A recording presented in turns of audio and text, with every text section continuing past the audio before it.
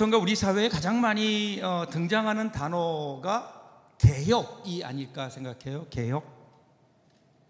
그래서 여기도 개혁, 저기도 개혁, 개혁이라는 소리가 어디에서나 다 나오는데, 그런데 정작 우리는 과연 개혁되고 있는가? 이 개혁이라고 하는 것이 우리가 느끼지 못하는, 피부로 느껴지지 않고 있는 것도 사실입니다. 왜 그럴까요? 이거는 아마도 개혁이 쉽지 않은 일인 것 같아요. 그래서 그런지 요즘에 개혁 피로증이라고 하는 말이 있어요. 계속해서 개혁 이렇게 하다 보니까 이제 개혁 소리만 들어도 피곤해져요. 참된 개혁, 정말 바람직한 개혁을 원치 않는 국민들이 어디 있겠어요? 그런데 이 개혁을 얘기하면서 우리들이 피로감을 느끼는 이유는 뭘까요? 참된 개혁이 아니기 때문에 그래요. 사이비 개혁이기 때문에. 그래서 이 개혁이 진정한 개혁으로 이어지지 않다 보니까 개혁이라는 소리만 들어도 우리는 뭔가 마음속에 피로가 느껴지는. 왜 그럴까요? 이것은 개혁을 빙자해서 자기의 이익을 추구하기 때문이 아닐까. 그 사익, 자기의 이익, 이것은요 개인의 이익이기도 하고 어떤 패거리의 이익이기도 하고 한 진영의 이익이기도 하기 때문에 그렇습니다. 그러니까 이 목표를, 자기들의 사익을, 자기들의 이익을, 자기들의 욕심을 숨긴 채 개혁이란 말로 포장해서, 그래서 지금 그렇게 개혁을 하다 보니까 이 땅이 개혁으로 몸살을 앓고 있는 것은 아닌가. 이 개혁 피로증에서 벗어나는 유일한 길은요 진짜 개혁을 하는 거예요. 진짜 개혁. 진짜 개혁은 어떤 걸까요? 진짜 개혁은 어떻게 해야 될까요? 자, 오늘 본문을 보시면 이제 예후라고 하는 사람의 개혁의 이야기가 나오고 있습니다. 예후가 바알 신을 이스라엘에 들여오고 그로 말미암아 온 이스라엘 민족을 바알 숭배, 그러니까 우상 숭배에 빠지게 했던 아합 왕조를 심판하시기 위해서 하나님께서 예후라는 사람을 선택하세요. 그리고 그를 통해서 아합 집안, 아합의 그 가족들을, 아합의 그 가문을 심판하시는 거예요. 그래서 그들을 숙청합니다. 이세벨도 죽이고요, 아합 가문의 모든 사람들을 다 죽여요. 심지어는 아합의 아들 그 요람과 어떤 그 동맹을 맺기 위해서 왔던 남유다 왕 아하시아까지 죽여버려요. 모든 아합과 관계된 사람들을 다 죽인 후에 이제는 바알 숭배자로 향하는 거예요. 이것이 예후의 개혁이었다고요. 여기서 오늘 본문이 시작됩니다. 자, 18절 19절 보세요. 예후가 뭇 백성을 모으고 그들에게 이르되 아합은 바알을 조금 섬겼으나 예후는 많이 섬기리라. 그러므로 내가 이제 큰 제사를 바알에게 드리고자 하노니 바알의 모든 선지자와 모든 섬기는 자와 모든 제사장들을 한 사람도 빠뜨리지 말고 불러 내게로 나아오게 하라. 모든 오지 아니하는 자는 살려두지 아니하리라 하니 이는 예후가 바알 섬기는 자를 멸하려 하여 계책을 씁니다. 자, 이제 어떻게 하는가 하면 어떻게 그 바알을 섬기던 바알 숭배자들을 처리하는가? 예후가 이렇게 얘기하는 거예요. 아합은 바알을 조금 섬겼지만 나는 바알을 제대로 섬기겠다는 거예요. 많이 섬기겠다는 거예요. 이 말은요 한편으로는 아합 왕조에 대한 어떤 구테타, 그 반역, 구테타의 정당성을 세우면서 그동안 바알을 숭배했던 사람들을 안심시키기 위함이에요. 이렇게 얘기하는 거죠. 자, 여러분, 아합의 가문이 왜 죽었는지 아십니까? 아합이 왜 실패했는지 아십니까? 바알을 제대로 섬기지 않아서 그렇습니다. 그러니까 내가 지금 혁명을 한 이유는 바알을 더 많이 제대로 섬기기 위해서입니다. 그래서 내가 바알을 위한 큰 제사를 베풀 텐데 이 북이스라엘에서 바알을 섬기는 사람들은 한 사람도 빠짐없이 제사로 나와야 됩니다. 보통 반란을 통해 정권을 쟁취한 사람들은요 민심을 얻기 위해서 뭔가 그들에게 선물을 주죠. 큰 제사를 벌이고 아니면 잔치를 베풀어서 사람들의 환심을 사려고 합니다. 예후도 아마도 이런 차원에서 바알을 위한 대회를 열고 이제 그 모든 대회에 참석하라 그렇게 얘기했던 것으로 사람들은 이해한 거예요. 더군다나 여기에 오지 않는 사람들은 다 죽이겠다, 엄포까지 들어가니까 그 당시에 북이스라엘에서 그 바알을 섬겼던 관계된 모든 사람들은 여기에 다 모인 거예요. 사마리아로 모입니다. 그런데 이런 예후의 행동에 대해서 성경은요, 바알을 섬기는 자들을 멸망시키기 위해서다 이렇게 해석해요. 설명하고 있어요. 한마디로 속임수로 그들을 죽이려고 계책을 베풀었다. 자, 보세요. 이어지는 21절 보세요. 예후가 온 이스라엘에 사람을 두루 보냈더니 바알을 섬기는 모든 사람이 하나도 빠진 자가 없이 다 이르렀고 무리가 바알의 신당에 들어가매 바알의 신당 이쪽부터 저쪽까지 가득하였더라. 그러니까 예후가 이러한 소식을 보내니까 이 소식을 들은 바알을 섬기는 바알의 제사장이나 선지자들은요, 아무런 의심 없이 사마리아에 있는 바알 신당으로 모여들기 시작한 거예요.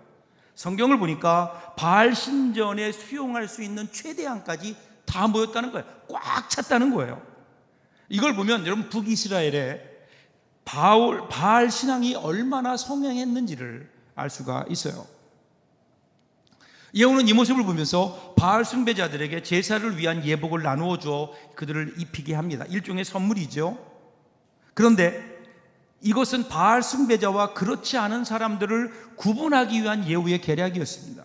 즉 그들이 입었던 옷은 뭐예요? 그것은 살생부였어요. 죽음의 예복이었던 거죠. 그리고 나서 이어지는 24절 보세요. 무리가 번제와 다른 제사를 드리려고 들어간 때에 예후가 80명을 밖에 두며 이르되 내가 너희 손에 넘겨주는 사람을 한 사람이라도 도망하게 하는 자는 자기의 생명으로 그 사람의 생명을 대신하게 하리라. 그러니까 지금 예후가 이러한 교묘한 방법을 통해서 바알 섬기는 자들을 한 곳으로 모았어요. 그리고 이제 한꺼번에 그들을 도살하려고 하는 겁니다. 예후는 바알 숭배자들이 아무 의심 없이 제사를 드리기 위해 신당으로 들어갔을 때 그때 밖에 80명의 정예 군사들을 밖에다 배치해요. 그러면서 한 사람도 도망가지 못하게 하라, 한 사람도 살려두지 마라. 만약에 한 사람이라도 살려두면 그 생명으로 네 목숨을 대신할 거다. 무서운 명령을 내립니다. 그리고 나서 제사가 마쳐지게 되니까 예후는 병사들에게 안으로 들어가서 그들을 다 죽여라 그렇게 얘기해요. 거기 있는 사람들이, 거기에 있던 모든 바알을 섬겼던 사람들이 다 죽어요. 여기서 끝나지 않아요. 26절 27절 보세요.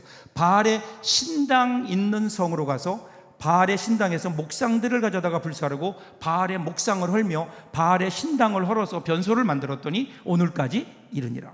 그러니까 바알의 목상과 신전을 헐어버리고 그것을 화장실로 만들어요.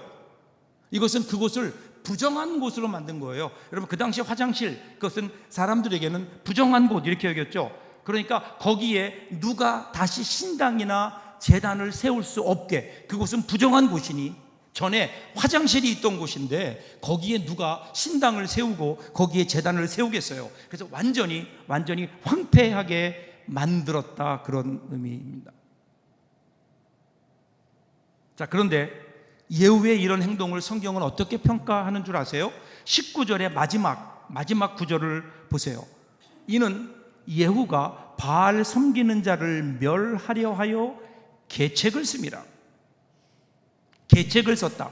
킹제임스 성경은 이러한 예후의 행동을 이렇게 표현해요. 그 일을 교묘히 행하였더라.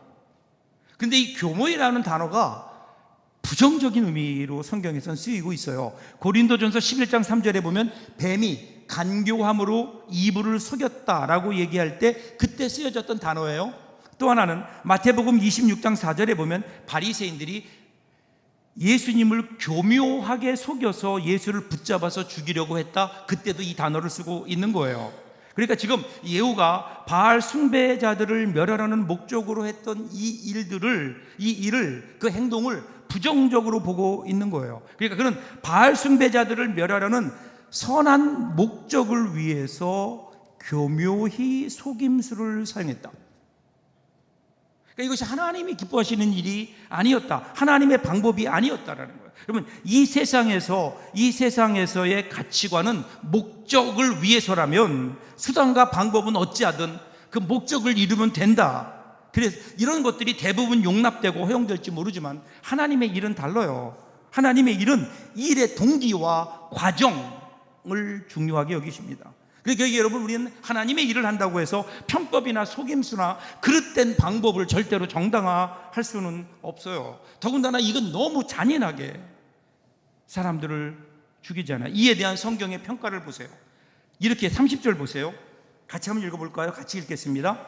여호와께서 예후에게 이르시되 내가 나 보기에 정직한 일을 행하되 잘 행하여 내 마음에 있는 대로 아합 집에 다 행하였은즉 내 자손이 이스라엘 왕위를 이어 4대를 지내리라 하시니라. 자, 일단 칭찬처럼 일단 들려요. 네가 나 보기에 정직한 일을 행하되 잘했다, 그런 거예요. 하나님이 원래 원하시는 게 아합을 처벌하는 건 맞아요. 그런데 그 다음에 나오는 말이 뉘앙스가 조금 달라요. 너의 자손이 이스라엘 왕위를 이어 4대를 지내리라. 4대를 지내리라. 여러분, 이 말씀을 들었을 때 예후의 심정이 어떻겠어요? 여러분이 예후의 입장이라면 어떻겠어요? 좋았을까요? 좋기만 했을까요? 4대를 왕으로 지낼 것이다? 그럼 4대가 지난 다음에요, 그때는 어떻게 되는 거예요? 왜 그런가 하면요, 여러분, 사무엘하 7장 16절을 보시면요, 다윗에게 주신 하나님의 약속은 이래요. 너의 집과 너의 나라가 내 앞에서 영원히 보존되고 너의 왕위가 영원히 견고하리라 하셨다 하라, 이렇게 나와요. 그러니까 하나님께서 다윗에게 주신 약속은 영원이에요. 영원히. 다르죠. 그런데 지금 예후에게는 4대 영원한, 하나님께서 영원히 너의 자손은 영원할 것이다, 계속해서 너의 자손들이 이 땅을 다스릴 것이다 라고 했는데, 그런데 예후는 4대만. 왜 그럴까요? 무엇이 달랐을까요? 자, 이어지는 28절 29절이 중요해요. 같이 한번 읽어볼까요? 28절 29절입니다 예후가 이와 같이 이스라엘 중에서 바알을 멸하였으나 이스라엘에게 범죄하게 한 느밧의 아들 여로보암의 죄, 곧 베델과 단에 있는 금송아지를 섬기는 죄에서는 떠나지 아니하였더라. 자, 예후가 잘했던 게 하나 있어요. 그건 이방에서 들어온 신, 그러니까 바알이라든가 아세라라든가 이러한 이방 종교가 들어왔을 때, 그때 그는 그것에 대해서 단호하게 그는 개혁을 했어요. 그런데 예후의 개혁을 보면 못한 게 하나 있는 거예요. 그것은 뭐죠? 여로보암의 죄로부터 완전히 돌아서지 못했다. 여전히 여로보암의 길을 갔다. 여로보암의 죄에서 떠나지 않았다. 이렇게 성경은 이야기하는 거예요. 자, 여로보암의 죄가 뭘까요? 여로보암의 죄가, 오늘 성경은 베델과 단에 있는 금송아지를 섬기는 죄, 이렇게 얘기했어요. 자, 바알을 섬기는 것과 금송아지를 섬기는 건 어떻게 다를까요? 여러분, 과거에 역사를 보면 솔로몬의 아들이 르호보암이에요. 르호보암이 왕이 되었을 때에 그때 결국 이스라엘과 북이스라엘과 남유다로 나눠지게 돼요. 나라가 나눠지게 되죠. 자, 나눠지게 됐는데 본래 이스라엘의 모든 남자들은 1년에 3번 예루살렘에 있는 예루살렘 성전에 모여서 명절을 지키고 하나님 말씀을 듣고 하나님께 제사를 드려야 됐어요. 그리고 때가 되면 그들은 하나님 앞에 나와서 제사를 드려야 됐는데, 그런데 이 제사를 드릴 수 있었던 성전은 예루살렘이 있었는데 예루살렘은 남쪽 유다 왕국에 속해 있다고요. 그러니까 북이스라엘의 왕이 되었던 여로보암이 보니까 이스라엘 백성들이 1년에 몇 번씩 지금 남쪽에 있는 예루살렘 성전을 드나들면서, 여러분 우리말로 얘기하면요, 평양에 사는 사람들이 예배하기 위해서 여러분 주일만 되면 그러면 다 남쪽으로 내려와서 서부교회 와서 예배를 드린다. 그러면 어떻겠어요? 불안한 거예요. 이 위정자 입장에서 볼 땐 불안한 거예요. 이러다가 혹시 저들의 마음이 다시 유다에게로 돌아가는 것은 아닐까? 그래서 내린 결정이 뭐냐면요, 북쪽에도 성전을 만들자라는 거예요. 그래서 단과 베델에 금송아지를 만들고 거기에 성전을 만들어 놓고 힘들게 예루살렘까지 가지 마라 라는 거예요. 가까운 곳에 단과 베델에 와서 신앙생활 하라. 이래서 이들이 만든 것이 금송아지 종교였어요. 그리고 금송아지를 가리켜서 이 금송아지가 너희를 이집트에서 구원해낸 여호와다 이렇게 얘기하는 거예요.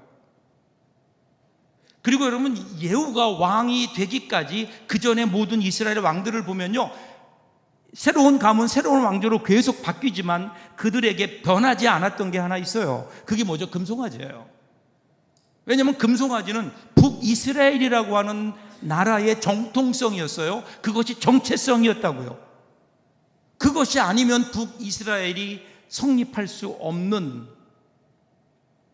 그래서 예후는 여러분 구테타를 일으켜서 정권을 잡았잖아요. 이 구테타로 정권을 잡은 사람들에게 가장 필요한 것이 자기 정권의 정당성인 거예요. 정당성. 그러니까 어떻게 금송아지는 없앨 수가 없는 거예요. 아니, 오히려 더 붙잡아야 될 정체성이었다고요. 그래서 그것을 없애지는 못한 거예요. 그래서 31절 보세요. 이에 대한 평가가 어떻게 되죠? 그러나 예후가 전심으로 이스라엘 하나님 여호와의 율법을 지켜 행하지 아니하며 여로보암이 이스라엘에게 범죄한 그 죄에서 떠나지 아니하였더라. 결국 어떻게 된 거예요? 결국 그는 거기에서 끝난 거예요. 예후가 버림받은 이후에, 여러분, 우리 예후가 이런 질문하지 않았을까요? 아니, 하나님, 그래도 제가 하나님의 대적을 완벽하게, 아합을 완벽하게 쳐부셨는데 제가 그래도 공을 세운 것 아닙니까? 어떻게 저를 버리실 수 있습니까? 라고 얘기한다면 하나님은 예후에게 뭐라고 말씀하실까요? 제가 생각하기에는 하나님 그러실 것 같아요. 야, 그게 나를 위한 거냐? 너를 위한 거지. 여러분, 여기에 예후의 불행이 있는 거예요. 하나님의 일을 했어요. 하나님이 겉으로 보면 분명히 하나님의 큰 일을 했다고요. 이스라엘을 우상숭배로 물들게 했던 왕조를 완전하게 정리했어요. 하나님이 원하시는 일이었다고요. 그런데 그리고 나서 그는 결국 하나님께 쓰임받지 못해 버림받은 거예요. 왜 그랬을까요? 하나님을 향한 신앙적 열심이 아니었기 때문에 그래요. 자기의 열심이었어요. 자기의 정권을 유지하기 위한 자기의 열심이었기 때문에. 여러분, 오늘 이러한 나의 열심, 하나님의 일로 포장된 나의 열심이 오늘 혹시 우리에게도 있지는 않나요? 여러분, 교회 역사에 전해오는 이야기가 있어요. 중세 시대에 줄리어스라고 하는 그리스도인에 관한 이야기예요. 이분이 어느 날 꿈을 꾸는데 손님이 찾아왔대요. 손님과 이런저런 이야기를 나누면서 자기가 얼마나 신앙생활을 열심히 하는지, 얼마나 주님의 일을 하는지, 그렇게 자기 일을 이제 일종의 간증한 거죠. 신앙생활을 잘하고 있다 이렇게 자랑했어요. 그랬더니 그 손님이 그러더래요. 그러면 그 줄리어스에게 당신의 열심을 좀 보여달라고. 그러니까 그때 줄리어스가 서슴지 않고 자기 품에서 자기의 열심 덩어리를 꺼내서 그에게 보여주었대요. 꿈이니까 가능했겠죠? 줄리어스의 열심 덩어리를 받은 그 손님이 자기가 지니고 있던 저울을 꺼내더니 그것을 달아보는 거예요. 그러더니 이렇게 얘기해요. 100근이군요. 그러더래요. 100근이라는 말을 들은 줄리어스는 굉장히 마음에 기쁨이 있었대요. 야, 내 열심이 100근이나 되다니, 내 신앙의 열심이 100근이나 되도록 무겁구나. 그런데 손님이 다시 그 열심 덩어리를 분석하기 시작합니다. 분석하는 왜 이렇게 얘기해요. 그런데 당신의 그 열심을 분석해 보니까 당신의 야심이, 욕심이 20%, 의심이 19%, 명예심이 30%, 기타 28%, 예수님을 향한 순전한 사랑은 3%밖에 안 되는군요. 줄리어스만의 이야기일까요? 오늘 우리는 어떨까요? 우리도 나름대로 열심히 살잖아요. 열심히 신앙생활을 한다고 하잖아요. 그런데 정말 우리 마음속에 주님을 향한 순수한, 주님을 향한 열심과 헌신은 과연 얼마나 될까? 내가 내는 열심 가운데 주님을 향한 순수한 진짜 주님을 향한 헌신은 얼마나 될까? 때로 우리는 자기 사랑을 하나님 사랑으로 오해할 때가 많아요. 열심히 하는 동기가 사실은 나를 위한 것일 때가 많은 거예요. 이걸 가장 대표적으로 보여주는 사람이 사도 바울 아니에요? 사도 바울이 열심이 특심이었다고요. 자기가 열심을 내서 하나님을 섬겨야 되겠다라고 생각하고 한 일이 뭐예요? 예수 믿는 사람들을 핍박한 거예요. 나중에 알고 보니까 그것이 자기의 열심이었다는 거예요. 전에는 몰랐어요. 하나님을 위해서 했다고 굳게 믿었는데, 그런데 그게 결국은 예수를 박해하는 것이었다. 근데 그가 예수를 만나고 나서 달라졌어요. 주님을 만났어요. 그러면서 뭐라고 고백해요? 나의 나된 것은 다 하나님의 은혜이니 내게 주신 그의 은혜가 헛되지 아니하여 내가 모든 사도보다 더 많이 수고하였으나 그러나 그것은 내가 한 것이 아니요 오직 나와 함께 하신 하나님의 뭐라고요? 은혜라고요. 은혜라고요. 다 하나님의 은혜였다. 여러분, 오늘 우리에게도 이런 고백이 있어야 되지 않을까요? 사랑하는 여러분, 개혁이라고 하는 것, 영적 개혁이라고 하는 것은 우상의 신당을 없애고 바알의 우상을 불태운다고 되는 게 아닌 것 같아요. 그 일을 했던 그 동기가 하나님 사랑과 하나님의 말씀에서 온 것이 아니라면, 만일에서 그것이 나의 그냥 내 열심이라면, 그렇다면 오늘 우리는요, 내 이익에 부합하지 않을 때 언제라도 또 다른 우상을 섬길 수 있는 거 아니에요? 내가 어떤 일을 하느냐, 개혁이라는 것은 내가 어떤 일을 하느냐가 아니에요. 그런 내가 죽는 거예요. 그런 내가 죽지 않고 우리 안에 여전히 예후가 살아있다면 그럼 어떻게 될까요? 결국은 우리를 금송아지 숭배하는 곳으로 끌고 가는 거예요. 우상을 버리는 것도 중요해요. 무언가 내가 개혁을 위해서 무언가를 하는 것도 중요해요. 그 전에 해야 될 게 있다고요. 그 전에 해야 되는 게 내가 죽는 거예요. 내가 십자가에 못 박히는 거예요. 오직 십자가에 죽은 자만이, 십자가에 죽는 경험이 있는 사람만이 하나님을 사랑하고 하나님의 뜻대로 살아갈 수 있기에, 오늘 우리 문제 여기 있는 거 아니에요? 내가 죽지 않고 내가 개혁하려고 해요. 내가 죽지 않고 다른 사람을 개혁하려고 해요. 나는 죽지 않았는데 교회를 개혁하려고 하고 다른 사람들을 개혁하려고 하는 개혁은요, 나로부터 시작되는 거 아닐까요? 나로부터. 내가 개혁되지 않는 개혁, 무슨 의미가 있을까요? 여러분, 종교개혁이 어떻게 일어난지 아세요? 1517년에 말틴 루터가 타락한 천주교에 대항해서 95개조 그 반박문을 게시함으로 시작돼요. 그렇게 되니까 이제 천주교가 난리가 난 거예요. 그래서 1521년에 독일 보름스에서 마르틴 루터를 소환했어요. 그 성당에서, 그 보름스에 있는 성당에서 마르틴 루터를 소환했어요. 답변을 요구한 거예요. 네가 이에 대해서 답변해라, 아니면 너를 추방하겠다. 하루의 말미를 얻었습니다. 아마도 그날은 마르틴 루터에게 가장 큰 갈등과 고통의 밤이 아니었을까요? 그리고 이튿날 그는 황제와 주교들 앞에서 이렇게 고백해요. 하나님, 제가 여기에 서 있습니다. 저는 달리 어찌할 방법이 없습니다. 하나님, 나를 도와주십시오.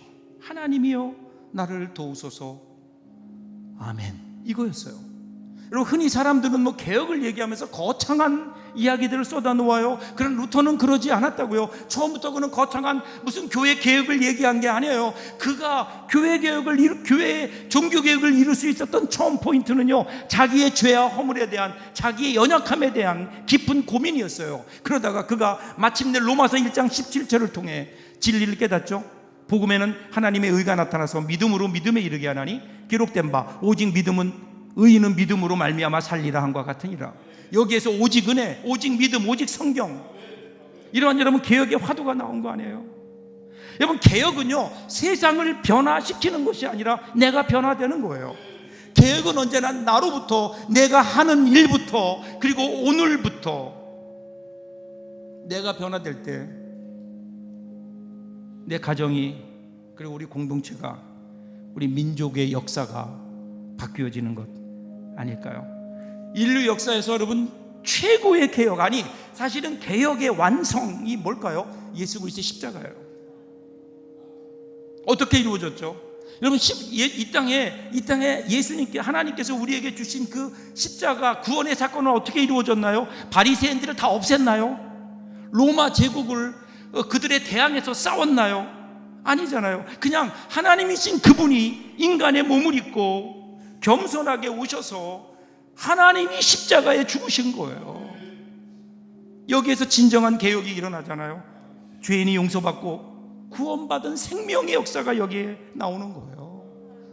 하나님이 죽으심으로 이 땅에 새로운 개혁의 역사, 새로운 생명의 역사가 일어났다면 오늘 우리가 가야 될 길이 바로 그 길 아니에요? 이 십자가의 길. 십자가의 길은 내가 죽는 거예요. 십자가에서 나를 위해 죽으신 예수 그리스도를 바라보며 그 하나님의 죽음을 보며 내가 죽었다, 내가 죽었다.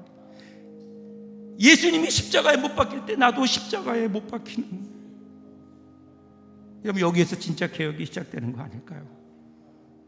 내가 죽음으로 가정이 살아나고 우리 교회가 살아나고 이 나라 이 민족이 살아나게 되는 진정한 개혁, 오늘 이 아침에 저와 여러분의 가슴에서 시작될 수 있기를 주님의 이름으로 축복합니다.